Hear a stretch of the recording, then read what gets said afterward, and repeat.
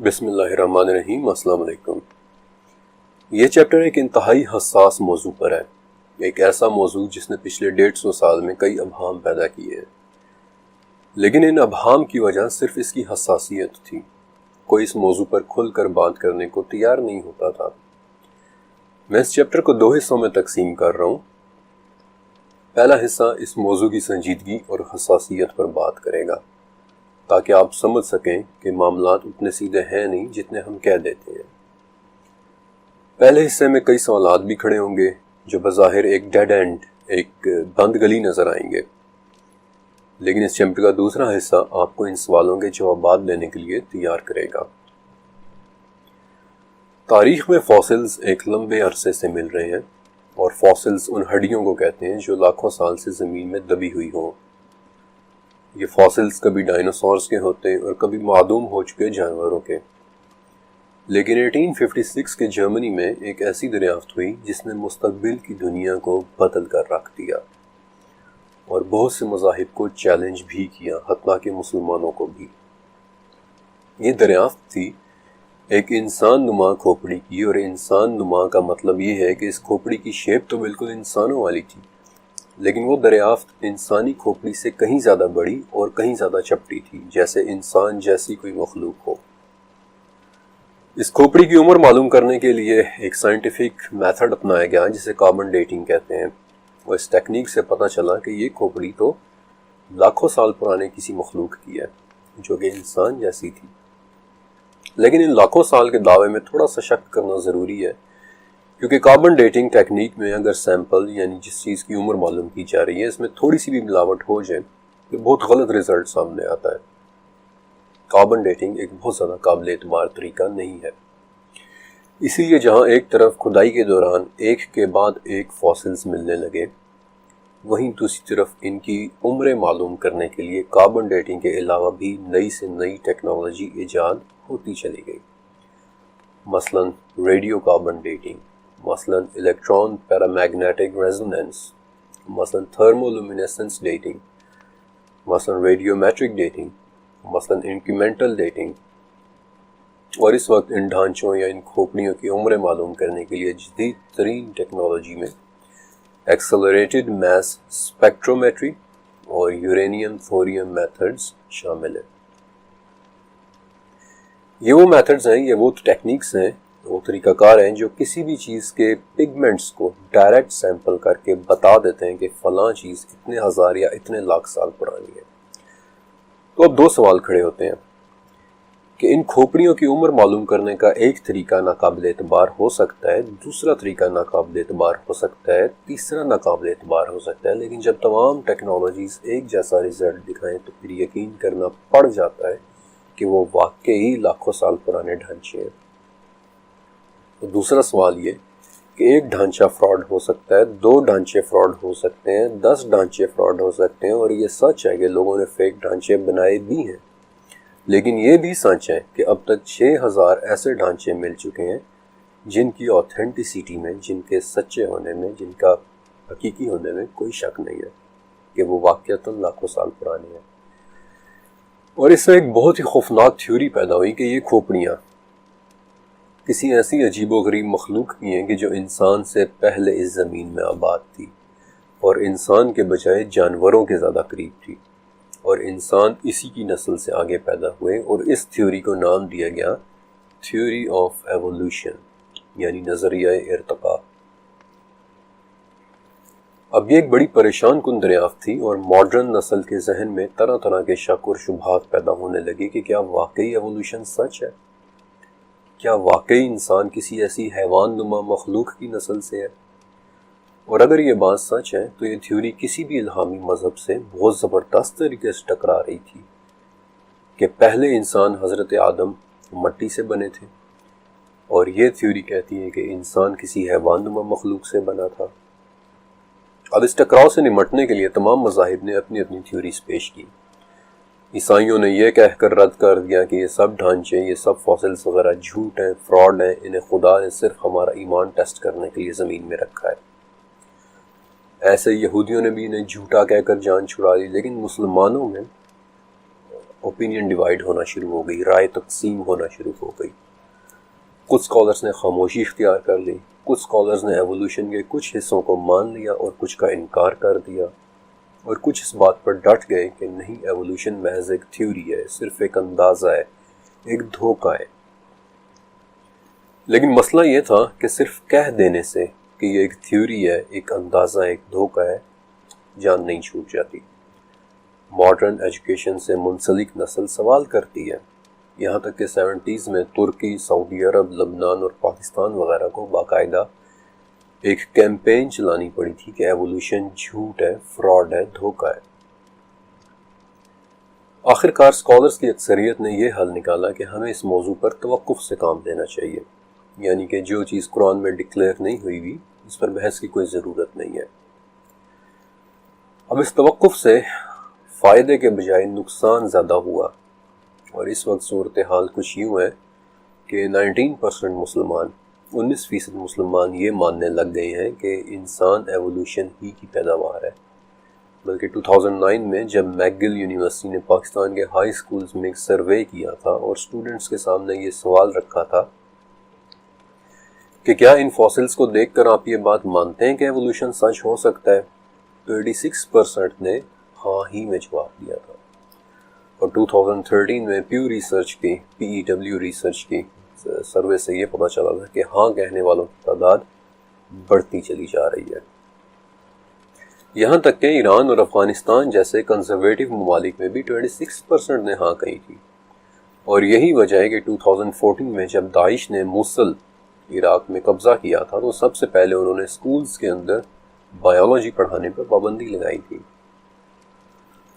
اس موقع پر مجھے ایک واقعہ یاد آ گیا جو میں نے سینٹ آگسٹین کی 5ویں صدی کی ایک کتاب دی سیویٹاتے دے دا سٹی آف گاڈ میں پڑھا تھا کہ عیسیٰ علیہ السلام کے 170 سال بعد ایک رومن بادشاہ جولین کے سامنے ایک یونانی عیسائی اور ایک مصری ملحد کا مناظرہ ہوا تھا، اور آدم علیہ السلام کے بارے میں ان دونوں کا نقطۂ نظر سننے کے بعد جولین نے کہا تھا کہ پھر ہو سکتا ہے کہ ایک کے بجائے کئی آدم آئے ہوں، اور اس وقت ان تمام ڈھانچوں اور فاسلز کو دیکھتے ہوئے مسلمانوں کے ہاں بھی ایک بڑا طبقہ اس کانسیپٹ کا قائل ہو چکا ہے۔ اور میں امید کرتا ہوں کہ اب آپ کو اس موضوع کی سنجیدگی اور اس کی حساسیت کا اندازہ ہو چکا ہوگا کہ اس پر انٹلیکچول انداز میں بات کرنا، دلائل کے ساتھ بات کرنا کس قدر ضروری ہے، اور انٹلیکچول انداز میں بات کرنے کے لیے ہمیں بہت ہی توجہ سے قرآن، حدیث اور بذات خود ان ڈھانچوں کو اسٹڈی کرنا ہوگا۔ اب یہ ڈھانچے کتنے عجیب و غریب سے ہیں، چلے میں ان میں سے کچھ کے متعلق آپ کو بتاتا ہوں۔ 1974 میں ایتھوپیا سے ایک ڈھانچہ ملا جو بائی پیڈل یعنی کہ 2 ٹانگوں پر چلنے والی کسی مخلوق کا تھا۔ یہ کسی عورت یا عورت جیسی کسی مخلوق کا ڈھانچہ تھا۔ It was a female skeleton، اور مقامی زبان میں لوگوں نے پیار سے اس ڈھانچے کا نام ڈنکنیش رکھا، جس کا مطلب ہے کہ تم بہت پیاری ہو۔ دنیا آج اس ڈھانچے کو لوسی کے نام سے جانتی ہے۔ پچھلے 50 سال میں لوسی کو کئی ممالک میں لے جایا گیا، اس پر کئی طرح سے ریسرچ کنڈکٹ کی گئی، بلکہ اگر آپ نے 2013 میں ہالی ووڈ کی فلم لوسی دیکھی ہو تو اس فلم میں اسی لوسی کا ریفرنس تھا۔ بہرحال مختلف طریقوں سے اس کی ایج ڈسکور کی گئی، اس کی عمر معلوم کی گئی، تو پتہ چلا کہ لوسی آج سے 32 لاکھ سال پہلے زمین میں جیا کرتی تھی۔ اور یونیورسٹی آف ٹیکساس نے اپنی ریسرچ میں بتایا کہ لوسی ایک درخت سے گر کر مری تھی اور بعد میں اسے کسی جانور نے کھا لیا تھا، اور اس جانور کا انفیکٹ ایک دانت آج بھی لوسی کی کمر کی ہڈی میں پھنسا ہوا ہے۔ اسی طرح 2 اور ڈھانچے، جن میں سے ایک ایتھوپیا سے ملا جو آج سے 20 لاکھ سال پہلے زمین پر چلا کرتا تھا، اور دوسرا کینیا سے ملا ایک ڈھانچہ ترکانہ بوائے جو بالکل ایک نوعمر سے لڑکے کا ڈھانچہ تھا۔ لیکن میں آپ کو 2 بہت ہی عجیب و غریب دریافتوں کے بارے میں بھی بتانا چاہتا ہوں۔ پہلی تو آج کے اسرائیل میں ملی تھی، یہ 1 نہیں 2 نہیں بلکہ 9 ڈھانچوں کی پوری ایک فیملی تھی جسے قذفے کہتے ہیں۔ اور سب سے عجیب بات کہ ان میں سے جو ڈھانچہ سب سے چھوٹا تھا وہ ایک بچے کا تھا جس کے ہاتھ میں 12 سنگے کے سینگ تھے۔ اور دوسری عجیب دریافت انڈونیشیا کی ایک بہت بڑی غار لیانگبوا میں ہوئی تھی، اور وہاں پر بھی ایک نہیں، دو نہیں، بلکہ قذفے کی طرح 9 ڈھانچوں کی پوری ایک فیملی تھی۔ اور سب سے عجیب بات کہ یہ سب کے سب صرف اور صرف 3 فٹ کے تھے، یعنی کہ آج کے حساب سے بالکل بونے، بلکہ انہیں تو نام بھی ہابٹس ہی کا دیا گیا تھا، یعنی کہ بونے۔ اس کے علاوہ چائنا میں پیکنگ مین، گریس میں پیٹرالونسکل، یہ سب لاکھوں سال پرانے ڈھانچوں کے فاسلز ہیں۔ اور ساؤتھ افریقہ میں ملنے والا ٹونگز چائلڈ، یہ تو بیسیکلی اتنا عجیب و غریب ڈھانچہ تھا کہ اسے نہ ہی انسان نہ ہی حیوان بلکہ ایک علیحدہ ہی قسم کی مخلوق بتایا جاتا ہے۔ اب اس پوائنٹ پر پہنچ کر معاملات کافی الجھے ہوئے نظر آنا شروع ہو جاتے ہیں۔ یہ ڈھانچے ہماری لڑائی ایوولوشن کے اس نظریے سے کروا رہے ہیں جس کے مطابق انسان حیوان سے ایوالو ہوا، اور اس لڑائی کو، اس آرگیومنٹ کو مزید دلچسپ بنانے کے لیے اس چیپٹر کے اندر میں سب سے مشکل چیلنج ڈال رہا ہوں، یعنی کہ 1856 کے جرمنی میں ہوئی وہ دریافت۔ اور وہ ڈھانچہ تھا انسان سے پہلے گزری ایک نسل نیانڈرتھل کا، کہ جو آج سے 4.5 لاکھ سال پہلے اس دنیا میں ظاہر ہوئے اور آج سے 40,000 سال پہلے تک رہے۔ یہ اب تک کی سب سے مشہور نسل ہے، اور جب کسی فلم میں پتھر کے زمانے کے لوگ دکھانے ہوں تو انہی نیانڈرتھلز کی شکل بنا کر دکھا دی جاتی ہے۔ ایک وحشی سی، جنگلی سی مخلوق جو منہ سے عجیب و غریب آوازیں نکالتی اور غاروں میں رہتی تھی۔ نیانڈرتھل سب سے مشکل چیلنج اس لیے ہے کیونکہ لوسی اور ٹونگز چائلڈ کے بارے میں تو آسانی سے یہ بات کہی جا سکتی ہے کہ وہ بہت پرانے ڈھانچے تھے۔ 32 لاکھ سال پرانی لوسی تو پرائمیٹس یعنی کہ چمپینزیز اور گوریلا وغیرہ کے زیادہ قریب تھی، لیکن نیانڈرتھلز کا معاملہ تھوڑا سا مختلف ہے۔ اور اس چیپٹر کے اندر میں آپ کو کچھ ایسی باتیں بھی بتاؤں گا کہ آپ دیکھیں گے کہ وہ واقعی انسان کے بڑے قریب کی مخلوق تھے۔ ان کے ڈھانچے زیادہ تر یوریشیا یعنی کہ یورپ اور ایشیا کے ممالک میں ملتے ہیں۔ Most of them are in France, Spain, Slovakia and Germany. اور ان کے ڈھانچوں کی ساخت دیکھ کر پتہ چلتا ہے کہ وہ ایک خونخوار نسل تھی۔ غاروں میں رہتے اور آگ جلا سکتے تھے، پتوں اور جڑی بوٹیوں کو بنیادی دوائی کے طور پر استعمال کر سکتے تھے۔ نیانڈرتھلز مردوں کا قد، their height 5.5 فٹ ہوتا تھا، اور ان کی عورتوں کا قد 5 فٹ۔ یہ ایمبوش ہنٹرز تھے، یعنی کہ گروہ یا جتھے بنا کر اور چھپ کر 12 سنگھوں، ہرنوں اور جنگلی سوروں کا شکار کرتے تھے۔ اور ان کے گھٹنوں کی ساخت بتاتی ہے کہ وہ بڑی مضبوط جسامت رکھتے تھے اور آرام سے 35 سے 40 میل دور تک بھاگ سکتے تھے۔ نیانڈرتھلز کے متعلق یہ سب باتیں سن کر اب آپ کو کیا لگ رہا ہے؟ ان خصوصیات کی وجہ سے دماغ بڑی آسانی سے ٹرک ہو سکتا ہے، بڑی آسانی سے سوچ سکتا ہے کہ یہ تو بڑی انسانی سی خصوصیات ہیں، یہ تو بڑا ہیومن کائنڈ آف بیہیویئر ہے، دوائی کھانا، آگ جلانا۔ اور یہی وہ موقع ہے جہاں بہت سے لوگ نیانڈرتھلز کو انسان کے پریڈیسیسرز مان لیتے ہیں اور ایوولوشن ایک سچ لگنے لگ جاتا ہے۔ اور اسی نازک موقع پر اس چیپٹر کا دوسرا حصہ شروع ہونے والا ہے، جس کے اندر میں آپ کو بتاؤں گا کہ ان تمام سوالوں اور شبہات کا جواب کیسے دینا ہے۔ انفیکٹ اس چیپٹر کے اندر میں آپ کو ایسے دلائل مہیا کرنے والا ہوں کہ ایوولوشن کے متعلق خود آپ کا اپنا کانسیپٹ بھی انشاءاللہ کلیئر ہو جائے گا۔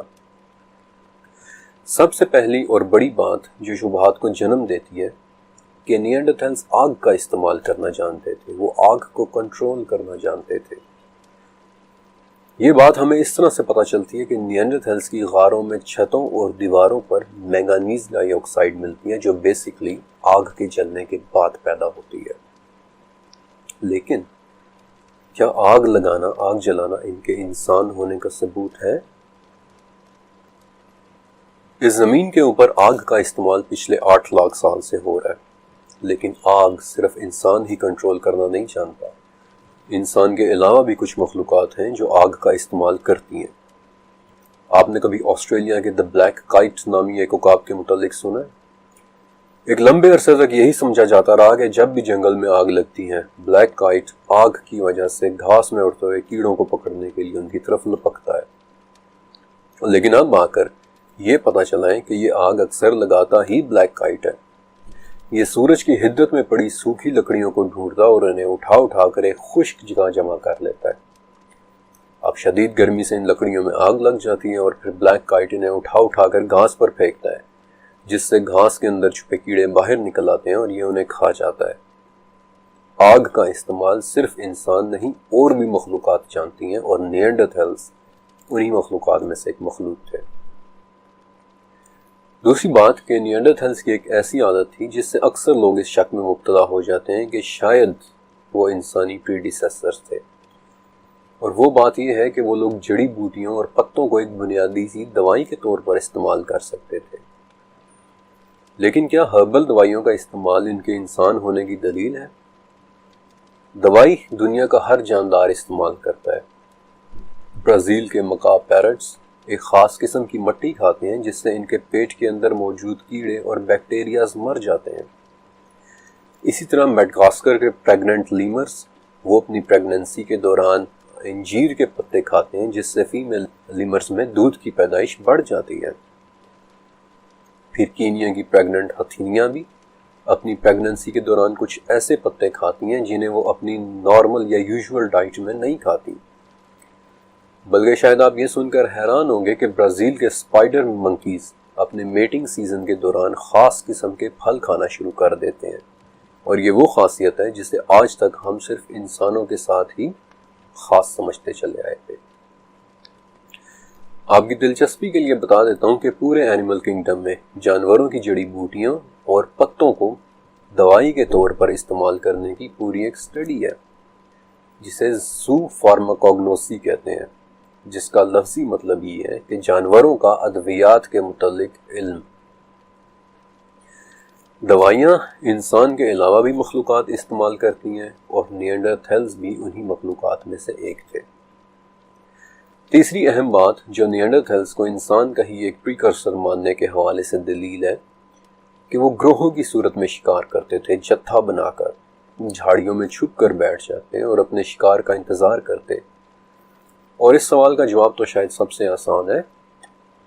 اس وقت 307 قسم کے جانور ایسے ہیں کہ جو چھپ کر اپنے شکار کا انتظار کرتے ہیں، مثلا بنگال ٹائیگرز، نائل کراکوڈائل یعنی دریائے نیل کا مگرمچھ، ریچھ، اور 400 سے زیادہ ایسے جانور ہیں کہ جو جتھا یا گروہ بنا کر شکار کرتے ہیں، جنہیں پیک ہنٹرز کہا جاتا ہے۔ اور حیرت کی بات کہ ان جتھا بنا کر شکار کرنے والوں میں کلر ویلز مچھلیاں بھی شامل ہیں، ان میں ہیرسز ہاک نامی عقاب یعنی پرندے بھی شامل ہیں، ان میں گرے وولز بھیڑیے بھی شامل ہیں۔ پیک ہنٹنگ ایک ایسی ٹیکنیک ہے جسے شروع کے انسانوں کے علاوہ بھی کئی مخلوقات استعمال کرتی ہیں، اور نیانڈرتھلز بھی انہی مخلوقات میں سے ایک مخلوق تھے۔ اب اس پوائنٹ پر آ کر آپ کو اتنا تو واضح ہو جانا چاہیے کہ آگ جلانا، دوائی استعمال کرنا اور گروہ یا جتھا بنا کر آرگنائزڈ ہنٹنگ کرنا، شکار کھیلنا، یہ باتیں انسان ہونے کی دلیل نہیں ہے۔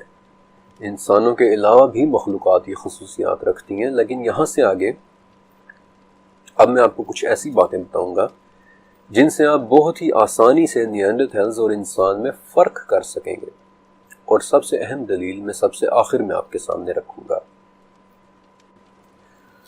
میں نے آپ کو بتایا تھا کہ نیانڈرتھلز یوریشیا کے علاقوں میں رہتے تھے، مثلا جرمنی، فرانس، سلوواکیہ، اسپین۔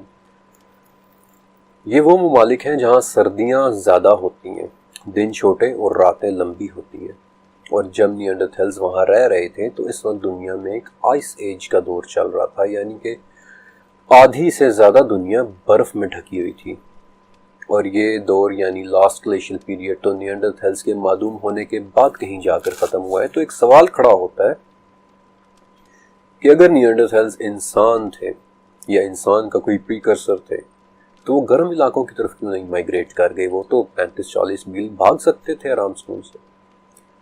وہ ان ٹھنڈے اندھیرے ملکوں کی ٹھنڈی اندھیری غاروں میں رہنا کیوں پسند کرتے تھے؟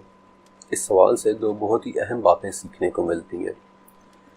پہلی بات، نیانڈرتھلز دن کی روشنی کو کم اور رات کے اندھیرے کو زیادہ پسند کرتے تھے، اور دوسری بات کہ ان کی ہڈیوں سے ملے جینز میں دو بڑے ہی دلچسپ پروٹینز ملتے ہیں، ASB1 اور EXOC6۔ یہ دونوں جینز اس بات کا واضح ثبوت ہیں کہ وہ دن کو سوتے اور رات کو جاگتے تھے، جبکہ اس کے برعکس انسان، آپ کے لیے یہ بات شاید نہیں ہو لیکن انسان کے جسم میں ایک بائیو کیمیکل پروسیس ہوتا ہے جسے سرکیڈین سائیکل کہتے ہیں، اور بڑی حیرت کی بات ہے کہ یہ سرکیڈین سائیکل ایکچولی سورج یعنی سولر ٹائم کے ساتھ، سورج کی گردش کے ساتھ سنکڈ ہوتا ہے۔ یعنی آسان ترین الفاظ میں اس بات کا یہ مطلب ہے کہ رات کے وقت انسان کی نیند فطری ہے، خواہ وہ چاہے یا نہ چاہے۔ سورج ڈھل جانے کے بعد رات کے وقت انسان کو نیند آئے ہی آئے گی، اور دن کے وقت قدرتی طور پر جاگ جانا اسی سرکیڈین سائیکل کی وجہ سے ہی ہوتا ہے۔ اور بڑی خوبصورتی کے ساتھ انسان کے اس فطری تقاضے کا ذکر سورہ روم کی 23ویں آیت میں ہے، 23 آیا میں، کہ اس کی قدرت کی نشانیاں تمہاری راتوں اور دن کی نیند میں ہے۔ دوسری بات کہ نیانڈرتھلز میں سے 80% لوگ 40 سال کی عمر تک پہنچنے سے پہلے ہی مر جاتے تھے، اور اس کی ایک بہت بڑی وجہ اس دور کے جانور بھی تھے جن کی غاروں میں رہنے کے لیے نیانڈرتھلز کو ان سے لڑنا پڑتا تھا۔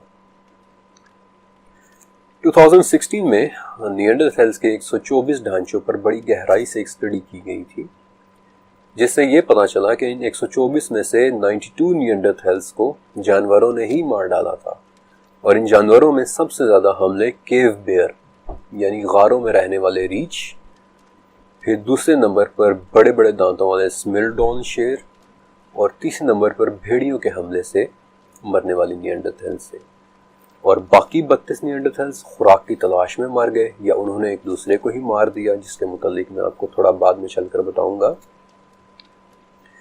نیانڈرتھلز کو زمین میں رہنے کے لیے جگہ اتنی آسانی سے نہیں ملی تھی۔ ان خوفناک اور دیو ہیکل جانوروں کے ساتھ ہر وقت جاری رہنے والی ایک لڑائی جو نیانڈرتھلز کی طرح ہی معدوم ہو گئے، اور پھر اس زمین میں انسان کے لیے جگہ بنی، اور اسی احسان کا ذکر آپ کو سورہ اعراف میں نظر آئے گا کہ ہم ہی نے تمہیں زمین میں رہنے کی جگہ دی، ہم ہی نے اس میں تمہارا رزق بھی رکھا۔ تیسری بات کہ نیانڈرتھلز کی فزیولوجی انسان سے بڑی مختلف ہے۔ ان کے بڑے بڑے نسلیں تھے، اور ان کے گھٹنوں کی ساخت بتاتی ہے کہ وہ 35 سے 40 میل دور تک بھاگ سکتے تھے، اور یہ کہ وہ کینیبلز تھے، یعنی کہ ایک دوسرے کو ہی کھا جانے والے تھے، جیسا کہ بعض جانور کرتے ہیں، جیسا کہ اکثر چمپینزیز کرتے ہیں، جیسا کہ شیر بھی کرتے ہیں، جیسا کہ ہپوپوٹمس بھی اکثر کرتے ہیں۔ بلکہ آپ نے ہائیناز کا نام شاید سن رکھا ہوگا۔ یہ ایک ایسا جانور ہے جس میں فیمیل میل سے بڑی ہوتی ہے، اور یہ ضروری بھی تھا کیونکہ ہائیناز کی عادت ہے ایک دوسرے کو اور اپنے بچوں کو کھا جانے کی، لہٰذا فیمیل سائز میں بڑے ہونے کی وجہ سے میلز کو ڈرا کر اپنے بچوں کو بچا لیتی ہیں، ورنہ میلز چھوٹے ہائینہ بچوں کو کھا جاتے ہیں۔ کروشیا، اسپین اور بیلجیم کی غاروں میں سے ملنے والے ایک نیانڈرتھل کی ٹانگ کی ہڈی توڑ کر اس میں سے گدا نکال کر کھایا گیا تھا، دی بون میرو۔ پھر فرانس میں ملے ایک نیانڈرتھل کے ڈھانچے کی پسلیوں پر کسی دوسرے نیانڈرتھلز کے دانتوں کے نشان تھے، یعنی کہ صاف ظاہر ہے کہ ایک نیانڈرتھل نے دوسرے نیانڈرتھل کو کھا لیا تھا۔ اور اسپین میں تو 12 ڈھانچے ایسے ملے ہیں جن کے سر توڑ کر ان میں سے دماغوں کو نکال کر کھایا گیا تھا، اور ان میں سے 3 ڈھانچے انفیکٹ بچوں کے تھے۔ ڈرہم یونیورسٹی کے پروفیسر پال پیلٹیٹ نے ایتھوپیا سے ملنے والے فاسلز A1333 کو اسٹڈی کیا تھا، اور وہ کہتے ہیں کہ جرمنی سے لے کر چائنا تک پھیلے ہوئے فاسلز کی کھوپڑیاں ٹوٹی ہوئی ہیں، ان کے گدوں کو نکال کر کھایا گیا ہے۔ ایک لمبے عرصے تک یہی سمجھا جاتا رہا کہ کھوپڑیوں کا اس طرح توڑ کر دماغ نکالے جانا شاید کسی قسم کی کوئی مذہبی رسم تھی، لیکن 2010 میں مزید بہتر ٹیکنالوجی سامنے آئی جس سے ان ہڈیوں کی مزید بہتر سٹڈی ہوئی، اور اس بہتر سٹڈی سے ایک بہتر انٹرپریٹیشن ملی، اور ہمیں پتہ چلا کہ یہ کوئی مذہبی رسم نہیں تھی بلکہ خوراک کے حصول کے لیے نیانڈرتھلز ایک دوسرے کے دماغ کو نکال کر کھا رہے تھے۔ بلکہ کروشیا میں غار ہے جسے وندیا کیو کہتے ہیں، اس میں نیانڈرتھلز کی ہڈیوں میں سے ایک بھی کھوپڑی سلامت نہیں ہے، یہ سب کی سب کھوپڑیوں اور ہڈیوں کو توڑ کر ان میں سے دماغ اور گدا نکال کر کھایا گیا ہے۔ لیکن انسان ذرا خود سوچئے کہ 40,000 سال پہلے نیانڈرتھلز معدوم ہوئے ہیں اور ان کے صرف چند ہزار سال بعد انسان سولومن آئیلینڈز پہ ارویاں یعنی کہ ٹیرو کاشت کر رہے تھے۔ انفیکٹ یہ زراعت میں کسی بھی ملک کی تاریخ میں سب سے پرانا ثبوت ہے کہ 28,000 سال پہلے سولومن آئیلینڈز پر عربیوں کی کاشت۔ نیانڈرتھلز اور انسان کی خوراک کے حوالے سے دوسرا فرق کہ کہاں 40,000 سال پہلے نیانڈرتھلز ایک دوسرے کی ہڈیوں کا غوطہ نکال کر کھا رہے تھے اور کہاں صرف چند ہزار سال کے بعد تبریا کی جھیل سے سی آف گیلیلی سے ایسے اوزار ملتے ہیں کہ جو فصل کاٹنے کے لیے استعمال ہوتے تھے، اور نہ صرف یہ بلکہ ان اوزاروں پر نشان بھی اس طرح کے پڑے ہوئے ہیں کہ جیسے انہوں نے کسی سبز فصل کو کاٹا ہو۔ آپ کی دلچسپی کے لیے بتا دیتا ہوں کہ یہ وہی تبریا جھیل ہے یعنی کہ سی آف گیلیلی جس کا پانی یاجوج ماجوج کے آنے سے پہلے ایک نشانی کے طور پر خشک ہو جانا ہے۔ انسان اور نیانڈرتھلز کی خوراک میں زمین آسمان کا فرق تھا، اور سورہ اسراء کی آیت ہے کہ یقیناً ہم نے آدم کی اولاد کو بہت عزت دی، انہیں خشکی اور تری کی سواریاں دیں، انہیں پاکیزہ چیزوں کے رزق دیے اور اپنی بہت سی مخلوقات پر انہیں فضیلت کی۔ اب ذرا سوچیں تو صحیح کہ 40 میل دور پیدل بھاگنے والی مخلوق نیانڈرتھلز کے مقابلے میں بنی آدم کو خشکی اور تری کی سواریاں ملیں۔ ایک دوسرے کو کھا جانے والے نیانڈرتھلز کے مقابلے میں آدم کی اولاد کو پاکیزہ چیزوں کے رزق ملے، ارویاں، مکئی، گندم۔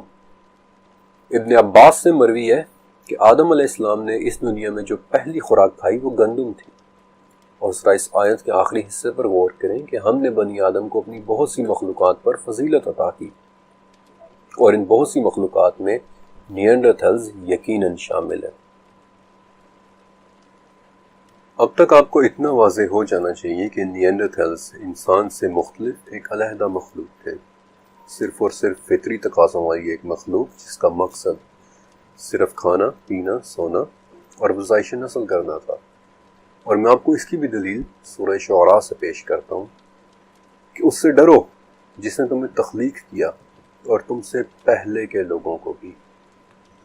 عموماً یہاں پہلے کے لوگوں سے مراد یا اس کا مطلب گزشتہ اقوام لیا جاتا ہے، لیکن ذرا اس پہلے کے لوگوں کے لیے استعمال ہوئے عربی لفظ پر تو غور کریں، جبلت الاولین۔ اور میرا آپ سے ایک سوال ہے کہ جبلت کسے کہتے ہیں؟ آپ سب نے اردو کی کلاس میں پڑھا ہوگا انسان کے جبلی تقاضے۔ جبلت کہتے ہیں زندگی کی ایک بہت ہی بنیادی شکل کو، ایک ایسی زندگی، ایک ایسی شکل، ایک ایسی مخلوق جس کی ضروریات صرف اور صرف کھانا، پینا، سونا اور افزائش نسل کرنا ہے۔ اور اس جبلت الاولین یعنی پہلے گزر جانے والی ایک جبلی زندگی کے کانسیپٹ پر نیانڈرتھلز نامی یہ مخلوق بالکل فٹ بیٹھتی نظر آتی ہے۔ اور اب بنی آدم کے نیانڈرتھلز سمیت اس زمین پر رہنے والے کسی بھی دوسری مخلوق سے ممتاز ہونے کی سب سے بڑی دلیل، جیسا کہ میں نے آپ سے وعدہ کیا تھا، وہ دلیل جو اللہ تعالیٰ نے بذات خود قرآن پاک کے بالکل شروع میں ہی بتا دی ہے۔ سورہ بقرہ۔ اللہ نے آدم کو تمام نام سکھا کر فرشتوں کے سامنے کیا۔ آدم علیہ السلام کو پیدائش پر ملا اللہ تعالیٰ کا ایک گفٹ، ایک تحفہ، زبان، بولنے کی صلاحیت۔ انہیں تمام چیزوں کے نام سکھائے گئے، انہیں بولنے کی صلاحیت دی گئی، انہیں زبان دے دی گئی۔ اور چونکہ یہ دلیل میں قرآن پاک سے اٹھا رہا ہوں، اس لیے اس چیپٹر میں آگے چل کر آپ دیکھیں گے کہ آدم اور ان دوسری مخلوقات میں فرق کی اس سے بڑی شاید ہی کوئی دلیل ہو۔ انسان میں ایک جین ہوتا ہے جسے FOXP2 کہتے ہیں، یعنی فوک ہیڈ پاکس پروٹین۔ یہ ایک ایسا پروٹین ہے کہ جو انسانوں میں زبان یعنی لینگویج اور بولی کے لیے ضروری ہوتا ہے، بلکہ سائنسدان تو اکثر مذاق میں اسے گرامر جین بھی کہتے ہیں۔ 1998 میں انگلینڈ میں ایک پوری فیملی اپنے اسپیچ ڈس آرڈر کے علاج کے لیے ہاسپٹل گئی، یعنی کہ وہ لوگ صحیح سے بول نہیں پاتے تھے۔ تو اس وقت حادثاتی طور پر اس جین کی ڈسکوری ہوئی تھی اور تبھی اسے لینگویج جین کا نام دیا گیا۔ یہ جین بولی کے علاوہ پھیپھڑوں اور جسم کی بڑھوتری کے لیے بھی ضروری ہے، اور اگر ہم میں یہ جین نہ ہوتا تو نہ صرف ہم زبان جیسی صلاحیت سے محروم ہوتے بلکہ ہمارے قد بھی بہت چھوٹے ہوتے۔ نیانڈرتھلز میں یہ جین تو تھا لیکن اس کا وہ ویریئنٹ نہیں تھا جو انسان میں ہوتا ہے۔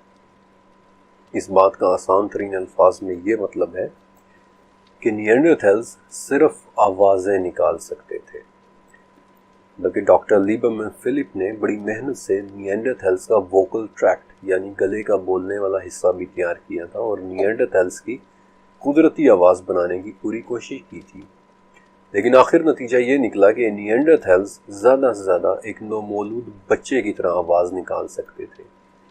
وہ ناک سے بالکل بھی نہیں بول سکتے تھے، جیسا کہ انسان نون کی آواز نکال لیتا ہے، لیکن انسان کو ملا یہ تحفہ۔ آپ کو پتہ ہے کہ صرف ایک جملہ بولنے کے لیے ہمارے منہ کے اندر 18 میکانزمز کام کر رہے ہیں۔ ایک ایسی صلاحیت ہے جو نیانڈرتھل سمیت کسی بھی دوسری مخلوق کے اندر نہیں ہے۔